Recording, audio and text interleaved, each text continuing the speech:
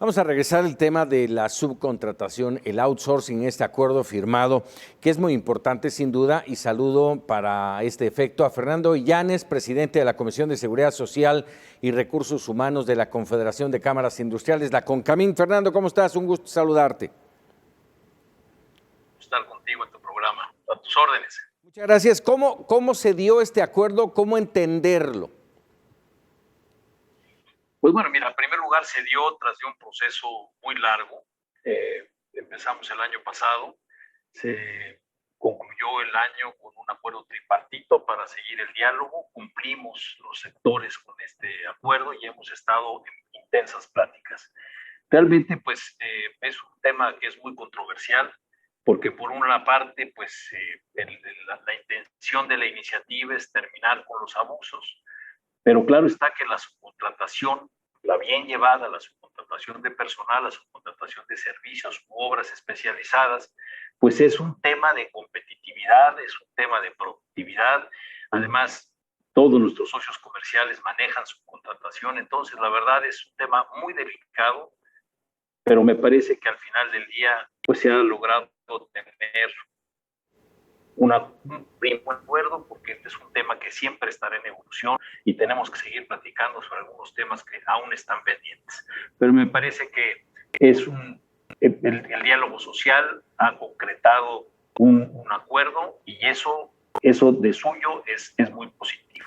Fernando, déjame interrumpirte, voy a continuar con la entrevista, pero se escucha un poco mal, vamos a tratar de establecerla vía telefónica y todavía tengo un par de preguntas que son importantes de lo que acabas de mencionar, el tema de la productividad y de la competitividad. ¿Cómo queda? Es algo que el Consejo Coordinador Empresarial y en todos sus sectores había manifestado, la preocupación de que esta resolución en torno al outsourcing lastimara justamente a las empresas. Vamos a tratar de recuperar un momento más esta comunicación con Fernando Illanes de la CONCAMIN. Vamos a otro tema en lo que recuperamos esta información. Ya lo tenemos. Adelante, Fernando, ¿cómo estás?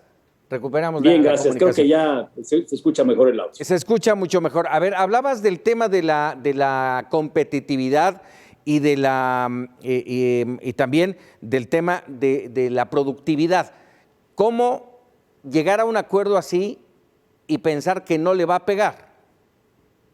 Pues mira, la primera cuestión es que nosotros tenemos una serie de instituciones en México que se crearon desde que México era una economía cerrada. Una de ellas es el tema del reparto de utilidades. Exacto. Este es un concepto que realmente se maneja en muy pocos países del mundo y desde luego con nuestros principales socios comerciales no. Tenemos una tasa, el reparto de utilidades se mide sobre la renta gravable.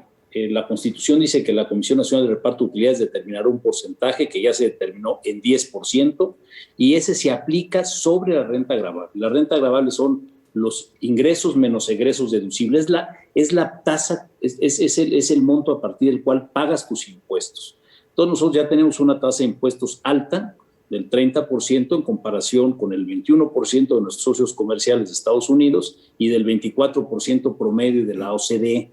Y si a eso le aplicas un 10% más por concepto de reparto de utilidades que se paga a los trabajadores, nos pone en una situación de desventaja total.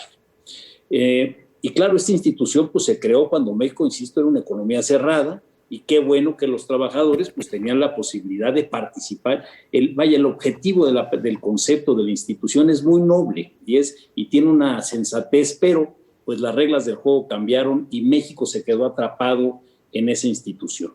Entonces, claro, cuando empezamos a hablar del tema de la subcontratación, pues teníamos que hablar del origen del por qué la subcontratación había crecido tanto.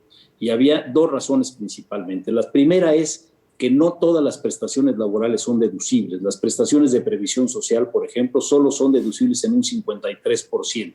Y por el otro lado tenemos esta carga del 10% adicional que se reparte a las utilidades. Entonces, esto evidentemente son costos adicionales que nos sacan de competencia. Por más eficientes que seamos, pues esto nos sube los costos. Y se plantearon al gobierno y bueno, se atendió de cierta manera, bajo el acuerdo que ya se ha explicado, creo que por el gobierno y por muchos otros, el tema de reparto de utilidades, es una cuestión inédita. Esto lo hemos venido planteando como sector privado desde que se hizo el primer Tratado de Libre Comercio. Era un tema que debía regularse. Oye, Fernando, déjame hacerte una última pregunta importante. Sí. 3 meses tienen las empresas para normalizarse, para regularizar el tema del outsourcing. Hay 2 opciones, ¿sí? O mueves a tus trabajadores de outsourcing a la nómina o los despides. ¿Qué va a pasar con el empleo? ¿Y qué va a pasar con las empresas? Mira, efectivamente es un plazo corto, la verdad, porque no solo tenemos que hablar del outsourcing, donde las empresas que tienen a todos sus trabajadores en una empresa de servicios, por eficiencias o por lo que sea. También tenemos que hablar del outsourcing parcial, de algunas especializaciones, de algunas actividades que se contratan a través de las empresas de capital humano que son muy eficientes para eso. Y pues muchas empresas aquí en México, pues si yo soy dueño de mi negocio, tomo la decisión en 5 minutos y ya me llevará algún tiempo el proceso. Pero las empresas globales tienen que acudir a sus corporativos y esta les va a costar mucho trabajo cumplir con estas modalidades en ese plazo, pero bueno, pues haremos el esfuerzo. Son los plazos que se van a fijar porque el acuerdo está en esas condiciones. En el Congreso dudo mucho que se vaya a ampliar ese plazo, vamos a insistir, pero evidentemente sí vamos a estar en aprietos. Yo espero que esto no afecte al empleo, que realmente las empresas puedan migrar a sus trabajadores y bueno, adaptarse a este cambio que es muy importante, pero desde luego que sí tienes toda la razón. Está en riesgo, 1, el empleo, y 2, que se puede informalizar de las actividades. Si a mí no me da tiempo, o no pude, o no quiero, o no sé cómo hacerlo, pues a lo mejor voy a optar por informalizar mis actividades, y eso no significa pagarles en efectivo, se puede hacer a través de muchas maneras. Pues mira, ahora te voy a pagar por honorarios asimilares a sueldos, se van a meter en un lío fiscal porque las reglas se están quedando pues muy rígidas, pero pues no hay que olvidar que la mayoría de nuestros empleos los dan las micro, pequeñas y medianas empresas y no todas tienen estructura. Me parece que se va a tener que desplegar una buena campaña de información para que las personas sepan qué pasa si no cumplen, y la otra, tender puentes para que sí se pueda cumplir, que el Seguro Social facilite la transmisión de los trabajadores, que la Secretaría del Trabajo faciliten los trámites, las autoridades laborales, las juntas de conciliación y arbitraje que van a tener que participar en algunos convenios de sustitución patronal, por ejemplo. Se tendrán que crear puentes para que esto se pueda cumplir y que no tenga un golpe muy fuerte el empleo. Llanes, te agradezco mucho estos minutos para Mega Noticias. Este es un tema relevante, sin duda, del cual tendremos que estar muy pendientes.